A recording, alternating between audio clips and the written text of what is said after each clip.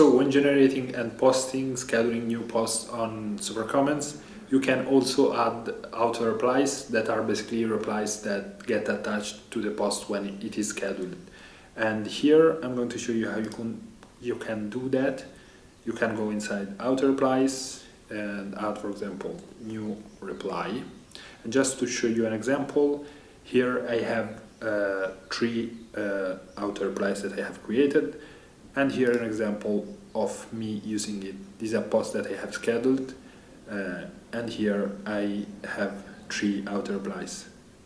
So since I have created super comments, I always schedule my posts and never write them directly, because obviously when you schedule them, you can schedule them for all three platforms together. And here auto reply, and I do, for example, example of auto reply and add it like this. Now I can see it here, and when I create a post, I go into create post. I'm going to select an example here. I go into generate new post,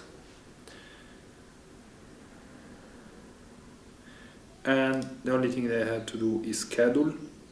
And here, as you can see, I have my new auto reply that I have created. I can select it, and I can also select multiple ones. I select time, date, etc., and I do schedule, and it is going to get scheduled for that time.